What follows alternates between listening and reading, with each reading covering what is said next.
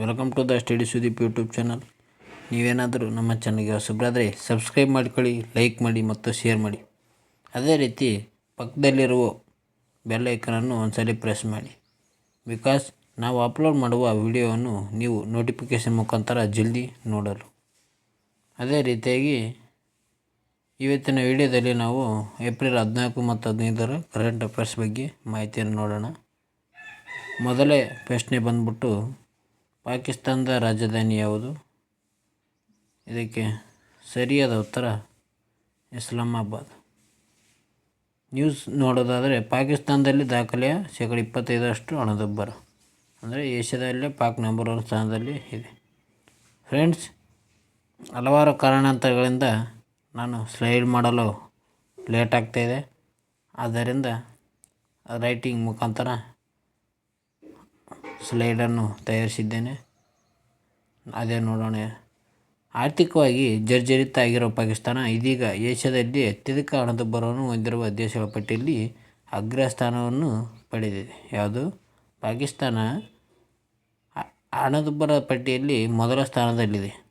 ಅದೇ ರೀತಿಯಾಗಿ ಏಷ್ಯನ್ ಅಭಿವೃದ್ಧಿ ಬ್ಯಾಂಕ್ ವರದಿ ಪ್ರಕಾರ ಪಾಕಿಸ್ತಾನ 25% ಹಣದುಬ್ಬರವನ್ನು ಹೊಂದಿದೆ. ಎಷ್ಟು? 25%. ಇದು ಏಷ್ಯಾದಲ್ಲೇ ದುಬಾರಿಯಾಗಿದೆ. ಅದೇ ರೀತಿಯಾಗಿ ಈ ದೇಶದಲ್ಲಿ ಆರ್ಥಿಕತೆಯು ಮುಂದಿನ ವರ್ಷಗಳಲ್ಲಿ 19% ಬೆಳೆಯಬಹುದು ಎಂದು ADB ಬ್ಯಾಂಕ್ ಹೇಳಿದೆ. ಯಾವ ಬ್ಯಾಂಕ್? ADB ಬ್ಯಾಂಕ್ ಹೇಳಿದೆ. ಪಾಕಿಸ್ತಾನದ ನಂತರ ಇರುವ ದೇಶಗಳು ನೋಡೋದಾದರೆ, ಪಾಕಿಸ್ತಾನದ ನಂತರ ಮೊದಲನೇದ್ದು ಪಾಕಿಸ್ತಾನ, ಎರಡನೇದ್ದು ಮಯನ್ಮಾರ್, 3ನೇ ಸ್ಥಾನದಲ್ಲಿ ಅಜರ್ಬೈಜಾನ್, 4ನೇ ಸ್ಥಾನದಲ್ಲಿ ನೌರು. ಅದೇ ರೀತಿಯಾಗಿ ಭಾರತದ ಹಣದುಬ್ಬರ ನೋಡೋದಾದರೆ 4ರಿಂದ 5% ಆಸುಪಾಸಿನಲ್ಲಿದೆ. ಎಷ್ಟು? 4ರಿಂದ 5%. ಅದೇ ರೀತಿಯಾಗಿ NDB ಬ್ಯಾಂಕ್ ಬಗ್ಗೆ ಮಾಹಿತಿಯನ್ನು ನೋಡೋದಾದರೆ, NDB ಬ್ಯಾಂಕ್ ಅಂದರೆ ನ್ಯೂ ಡೆವಲಪ್ಮೆಂಟ್ ಬ್ಯಾಂಕ್. ಮೊದಲು ಇದನ್ನು ಬ್ರಿಕ್ಸ್ ಡೆವಲಪ್ಮೆಂಟ್ ಬ್ಯಾಂಕ್ ಎಂದು ಕರೆಯಲಾಗುತ್ತಿತ್ತು. ಯಾವುದನ್ನು? NDB ಬ್ಯಾಂಕ್ನನ್ನು ಮೊದಲು ಬ್ರಿಕ್ಸ್ ಡೆವಲಪ್ಮೆಂಟ್ ಬ್ಯಾಂಕ್ ಎಂದು ಕರೀತಿದ್ರು. ಯಾಕಂದರೆ ಬ್ರಿಕ್ಸೇ NDB ಬ್ಯಾಂಕನ್ನು ಸ್ಥಾಪನೆ ಮಾಡಿದೆ. ಬ್ರಿಕ್ ರಾಷ್ಟ್ರಗಳು. ಇದು ಬ್ರಿಕ್ಸ್ ದೇಶಗಳ ಸ್ಥಾಪಿಸಿದ ಬಹುಪಕ್ಷೀಯ ಅಭಿವೃದ್ಧಿ ಬ್ಯಾಂಕ್ ಆಗಿದೆ. ಅದೇ ರೀತಿ ಇದರ ರಚನೆ ಬಂದ್ಬಿಟ್ಟು, ಅದೇ ಸ್ಥಾಪನೆ ಅಂದರೆ 2014. ಇದರ ಪ್ರಧಾನ ಕಚೇರಿ ಶಾಂಘೈ ಅಂದರೆ ಚೀನಾದಲ್ಲಿದೆ. ಚೀನಾ ದೇಶದ ಶಾಂಘೈ. ಇದರ ಅಧ್ಯಕ್ಷರು ದಿಲ್ಮಾ ರೋಸೆಫ್. NDB ಬ್ಯಾಂಕ್ನ ಅಧ್ಯಕ್ಷ ಯಾರಪ್ಪ ಅಂದರೆ ದಿಲ್ಮಾ ರೋಸೆಫ್. ಸದಸ್ಯತ್ವ ದೇಶಗಳು ನೋಡೋದಾದರೆ, ಇದರಲ್ಲಿ Bangladesh, Brazil, China, Egypt, Bharat, Russia, ದಕ್ಷಿಣ ಆಫ್ರಿಕಾ, UAE, ಉರುಗ್ವೆ ಇವು ಸದಸ್ಯತ್ವ ದೇಶಗಳಾಗಿವೆ. ಅದೇ ರೀತಿಯಾಗಿ ಪಾಕಿಸ್ತಾನದ ನೋಡೋದಾದರೆ, ಪಾಕಿಸ್ತಾನದ ರಾಜಧಾನಿ ಇಸ್ಲಾಮಾಬಾದ್ ಆಗಿದೆ. ಅದು ಸ್ಥಾಪನೆ 1947 ಆಗಸ್ಟ್ 14ರಂದು. ಹಾಗಾದರೆ ಪಾಕಿಸ್ತಾನದ ಕರೆನ್ಸಿ ಯಾವುದೊಂದು ಕಮೆಂಟ್ ಮೂಲಕ ತಿಳಿಸಿ. ಮುಂದಿನ ಪ್ರಶ್ನೆ ನೋಡೋಣ. WTO ಯಾವಾಗ ಸ್ಥಾಪನೆ ಆಯಿತು? ಇದಕ್ಕೆ ಸರಿಯಾದ ಉತ್ತರ 1995. ಭಾರತ ಡಿಜಿಟಲ್ ಸೇವೆಗಳ ರಫ್ತಿನಲ್ಲಿ 17% ಮುನ್ನಡೆ ಸಾಧಿಸಿ ಚೀನಾ ಮತ್ತು ಜರ್ಮನಿಯನ್ನು ಹಿಂದಿಕ್ಕಿದೆ ಭಾರತ. ಅಂದರೆ ಡಿಜಿಟಲ್ ಸೇವೆಗಳಲ್ಲಿ ಚೀನಾ ಮತ್ತು ಜರ್ಮನಿಯನ್ನು ಭಾರತ ಹಿಂದಿಕ್ಕಿ 4ನೇ ಸ್ಥಾನವನ್ನು ಪಡೆದುಕೊಂಡಿದೆ. ಯಾವುದು? ಇಡೀ ವಿಶ್ವದಲ್ಲೇ 4ನೇ ಸ್ಥಾನವನ್ನು ಗಳಿಸಿದೆ. ವಿಶ್ವ ವ್ಯಾಪಾರ ಸಂಘಟನೆ WTO ಬಿಡುಗಡೆ ಮಾಡಿರುವ ವರದಿಯಲ್ಲಿ ಭಾರತದ ಹಿರಿಮೆ ಅನಾವರಣಗೊಂಡಿದೆ. ವಿಶ್ವ ವ್ಯಾಪಾರ ಸಂಸ್ಥೆ ವರದಿ ಪ್ರಕಾರ 2023ರಲ್ಲಿ ಜಗತ್ತಿನಾದ್ಯಂತ $4.25 ಲಕ್ಷ ಕೋಟಿ ಮೌಲ್ಯದ ಡಿಜಿಟಲ್ ಸೇವೆಗಳನ್ನು ರಫ್ತು ಮಾಡಲಾಗಿದೆ. ಎಷ್ಟು? $4.25 ಲಕ್ಷ ಕೋಟಿ. ಡಿಜಿಟಲ್ ಸೇವೆ ಎಂದರೆ ಏನಂತ ನೋಡೋದಾದರೆ, ಮಾಹಿತಿ ಮತ್ತು ಸಂವಹನ ತಂತ್ರಜ್ಞಾನವನ್ನು ಆಧರಿಸಿ ಒದಗಿಸಿದ ಸೇವೆಯಾಗಿವೆ. ಅದೇ ರೀತಿ ಇದರಲ್ಲಿ ಯಾವ್ಯಾವ ಬರ್ತಂದರೆ ಮಾರುಕಟ್ಟೆ, ಹಣಕಾಸು, ವೃತ್ತಿಪರ ಸೇವೆಗಳು, ಶಿಕ್ಷಣ ಮತ್ತು ತರಬೇತಿಗಳು ಸೇವೆಗಳು ಬರುತ್ತವೆ. ಹಾಗಾದರೆ WTO ಬಗ್ಗೆ ಮಾಹಿತಿಯನ್ನು ನೋಡೋದಾದರೆ,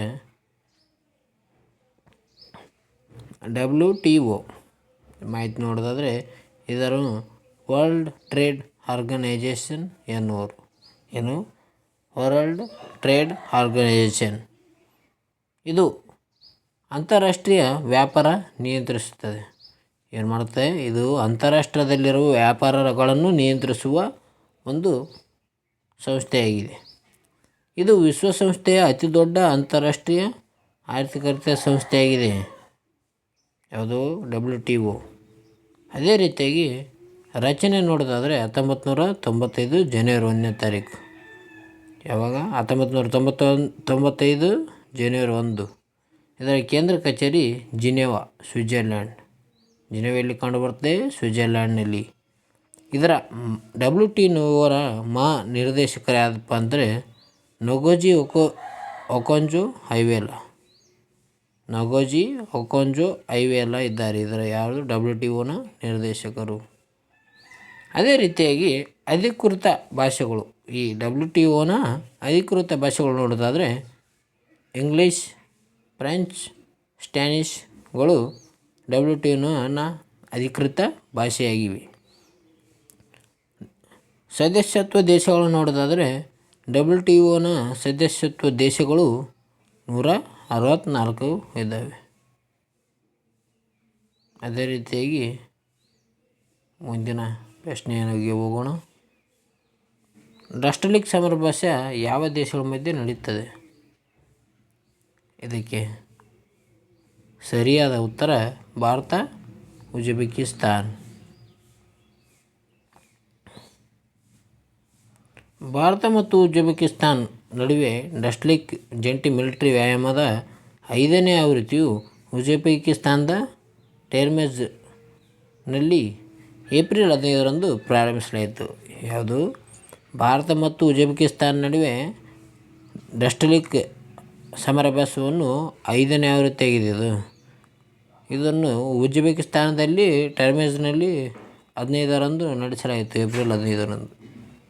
ಇದು ಎರಡು ರಾಷ್ಟ್ರಗಳ ನಡುವಿನ ಸಹಕಾರ ಮತ್ತು ಭವಿಷ್ಯದ ಮಿಲಿಟರಿ ಸಂಬಂಧಗಳನ್ನು ಹೆಚ್ಚಿಸುವ ಗುರಿಯನ್ನು ಹೊಂದಿದೆ. ಅದೇ ರೀತಿಯಾಗಿ ಉಜ್ಬೇಕಿಸ್ತಾನ್ ಬಗ್ಗೆ ಮಾಹಿತಿ ನೋಡೋದಾದರೆ ಉಜ್ಬೇಕಿಸ್ತಾನ್ ಇದರ ರಾಜಧಾನಿ ತಾಷ್ಕೆಂಟ್ ಆಗಿದೆ. Currency Uzbekistan som. ಅದೇ ರೀತಿಯಾಗಿ ಮುಂದಿನ ನ್ಯೂಸ್ ನೋಡೋಣ. ಶಿರ್ಸಿ ಗೌರಿಗೆ ಅಕ್ಕ ಪ್ರಶಸ್ತಿ. ಯಾರಿಗೆ? ಶಿರ್ಸಿ ಗೌರಿ ಅಕ್ಕ ಪ್ರಶಸ್ತಿ. ಇವ್ರ ಫೋಟೋ ಸೆಲ್ ನೋಡ್ಕೊಳ್ಳಿ. ನೋಡೋಣ ನ್ಯೂಸ್.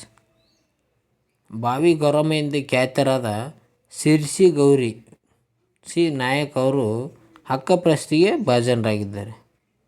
ಯಾರು? ಶಿರ್ಸಿ ಗೌರಿ ಅವರು. ಗ್ರಾಮದ ವಿರಕ್ತ ಮಠದಿಂದ ಅಕ್ಕ ಮಹಾದೇವಿ ಜಯಂತಿ ಮತ್ತು ವಿರಕ್ತ ಶ್ರೀಗಳ ಸ್ಮರಣೋತ್ಸವ ನಿಮಿತ್ತ ಪ್ರತಿ ವರ್ಷ ನೀಡುವ ಅಕ್ಕ ಪ್ರಶಸ್ತಿಯನ್ನು ಈ ಬಾರಿ ಗೌರಿ ಅವರು ನೀಡಲಾಗಿದೆ. ಯಾರಿಗೆ? ಗೌರಿ ಅವರಿಗೆ ನೀಡಲಾಗಿದೆ. ಶಿರ್ಸಿ ಗೌರಿ ಅವರಿಗೆ ಅಕ್ಕ ಪ್ರಶಸ್ತಿಯನ್ನು ನೀಡಲಾಗಿದೆ. ಏಕಾಂಗಿಯಾಗಿ ಬಾವಿ ತೋಡಿ ಮನೆ ಮತ್ತು ಅಂಗನವಾಡಿ ಮಕ್ಕಳಿಗೆ ನೀರಿನ ಆಸರೆಯಾಗಿ ನಿಂತ 57 ವಯಸ್ಸಿನ ಗೌರಮ್ಮಳ ಸಾಹಸಕ್ಕೆ ಈ ಪ್ರಶಸ್ತಿ ನೀಡಲಾಗಿದೆ.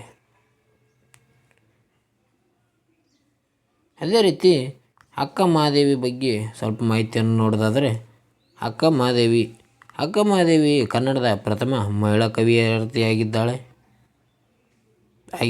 ಇವರು ಜನನ ಯಾವಪ್ಪ ಅಂದರೆ 12ನೇ ಶತಮಾನದಲ್ಲಿ ಇವರ ಜನನ ಆಯಿತು. ಎಲ್ಲಿ ಅಂದರೆ ಉಡುತಡಿಯಲ್ಲಿ, ಅಂದರೆ ಶಿಕಾರಿಪುರ. ಇದು ಶಿಕಾರಿಪುರ ಬರೋದು ಶಿವಮೊಗ್ಗದಲ್ಲಿ.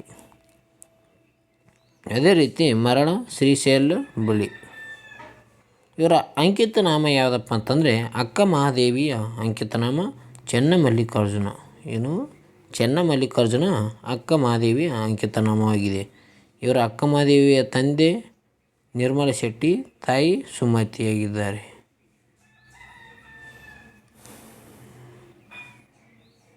ಲಾಸ್ಟ್ ನ್ಯೂಸ್ ಕಟಿಂಗ್ ಪೇಪರಲ್ಲಿ ನೋಡಿಬಿಡೋಣ. LIC ಹೂಡಿಕೆ ಮೌಲ್ಯ ಅಭಿವೃದ್ಧಿಯಾಗಿದೆ. ಅಂದರೆ ಭಾರತೀಯ ಜೀವ ವಿಮಾ ನಿಗಮವು LIC ಅದಾನಿ ಸಮೂಹದ 7 ಕಂಪನಿಗಳಿಂದಲ್ಲಿ ಮಾಡಿರುವ ಹೂಡಿಕೆಯ ಮೌಲ್ಯವು 2023-24ನೇ ಆರ್ಥಿಕ ವರ್ಷದಲ್ಲಿ ಶೇಕಡ 59% ಏರಿಕೆಯಾಗಿದೆ.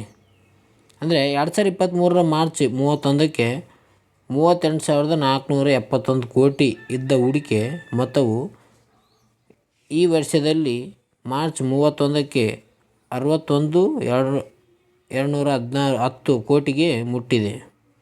ಒಟ್ಟಾರೆಯಾಗಿ 22,378 ಕೋಟಿಯನ್ನು ಏರಿಕೆಯಾಗಿದೆ ಎಂದು ಷೇರು ವಿನಿಮಯ ಕೇಂದ್ರ ಅಂಕಿಅಂಶ ತಿಳಿಸಿವೆ. ಅದೇ ರೀತಿ ಅಮೆರಿಕ ಮೂಲದ short seller company Hindenburg research ಬಿಡುಗಡೆಗೊಳಿಸಿರುವ ವರದಿಯಾಗಿದೆ. ಅದಾನಿ ಸಮೂಹದ ಕಂಪನಿಗಳಲ್ಲಿ ಷೇರಿನ ಮೌಲ್ಯ ತೀವ್ರವಾಗಿ ಕುಸಿದಿತ್ತು. ಹೆಚ್ಚಿನ ಮಾಹಿತಿಯನ್ನು ನೀವೇ ಪಾಸ್ ಮಾಡುವ ಮೂಲಕ ಓದಿಕೊಳ್ಳಿ ಫ್ರೆಂಡ್ಸ್. ಅದೇ ರೀತಿಯಾಗಿ LIC ಸ್ಥಾಪನೆಯಾಗಿದ್ದು 1956ರಲ್ಲಿ. ಇದರ ಕೇಂದ್ರ ಕಚೇರಿ ಮುಂಬೈಯಲ್ಲಿದೆ. ಎಲ್ಲಿ? ಮುಂಬೈ. ಓಕೆ ಫ್ರೆಂಡ್ಸ್, ಇವತ್ತಿನ ವಿಡಿಯೋದಲ್ಲಿ ಇಷ್ಟೇ. ನಿಮಗೇನಾದರೂ ನಮ್ಮ ವಿಡಿಯೋ ಇಷ್ಟ ಆದರೆ ಲೈಕ್ ಮಾಡಿ, ಶೇರ್ ಮಾಡಿ ಮತ್ತು ಸಬ್ಸ್ಕ್ರೈಬ್ ಮಾಡಿ ಫ್ರೆಂಡ್ಸ್. ಅದೇ ರೀತಿಯಾಗಿ ಎಲ್ಲರಿಗೂ ಶೇರ್ ಮಾಡಿ. ಯಾರು ನಮ್ಮ ವಾಟ್ಸಪ್ ಗ್ರೂಪಿಗೆ ಜಾಯ್ನ್ ಆಗುವ ಫ್ರೆಂಡ್ಸ್, ಡಿಸ್ಕ್ರಿಪ್ಷನಲ್ಲಿ ಲಿಂಕನ್ನು ಕೊಡಲಾಗಿದೆ. ಓಕೆ ಫ್ರೆಂಡ್ಸ್, ಇವತ್ತಿನ ವಿಡಿಯೋದಲ್ಲಿ ಇಷ್ಟೇ. ಬಾಯ್.